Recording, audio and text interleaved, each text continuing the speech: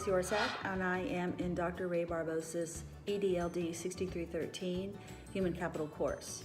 I am a campus content instructional specialist for science at Live Middle School in Cypress Fairbanks ISD. I am home for this interview because my current campus is undergoing renovations and we're not allowed to be there. I showed you the clip at the beginning of this interview video of the last day of school dismissal to illustrate two things. One, it shows one of the supervisory duties that I have on a given day. I, along with my team, get 21 buses full of students home safely each day. But also because it illustrates what I hold dear to me, and that is the students.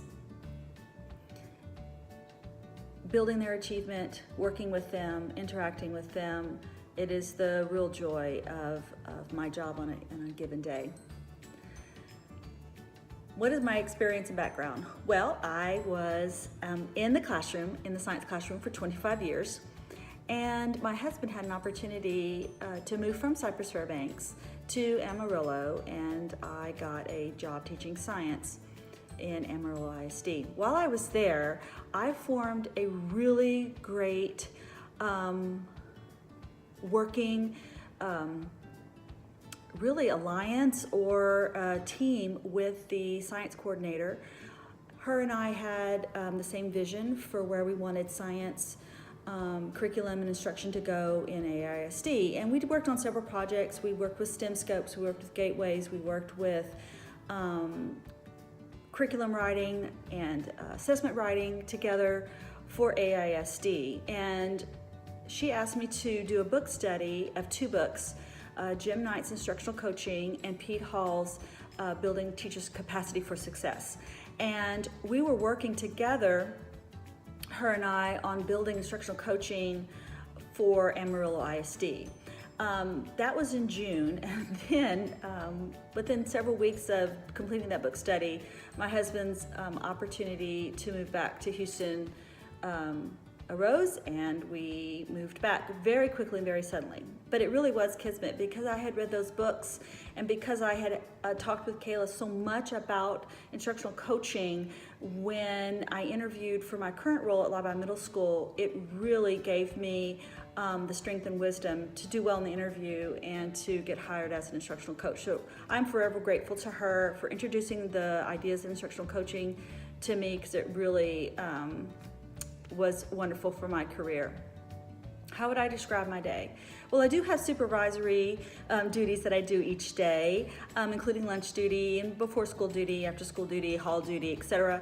I do support the leadership team in that capacity, but my real role is supporting teachers and their instruction.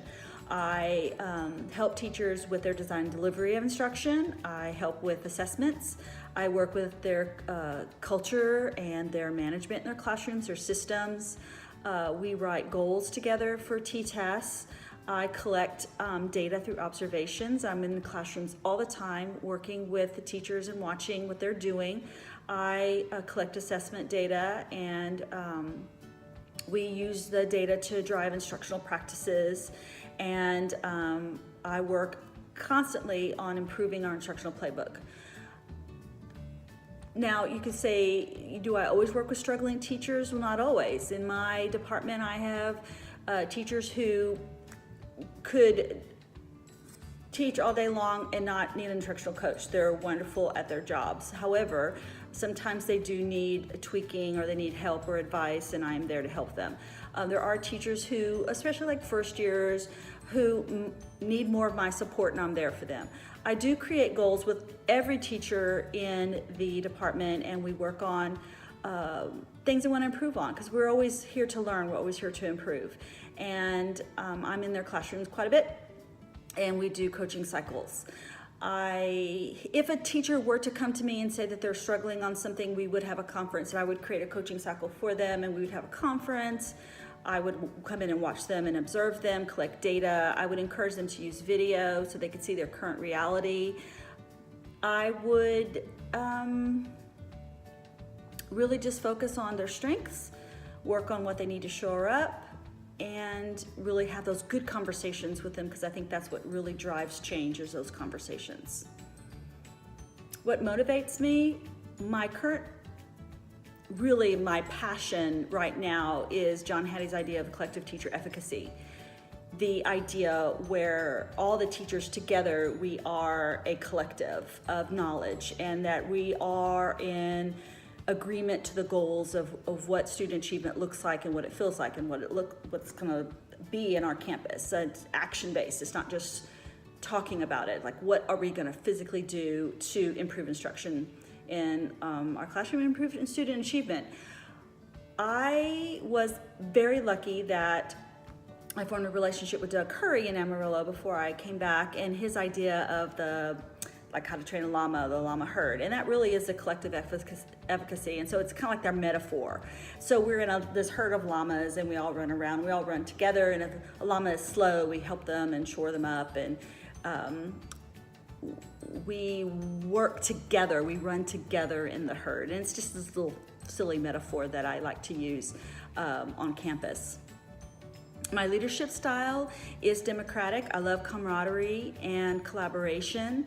I've had leadership opportunities on my campus to do book studies and professional development with the llama and with also quantum learning.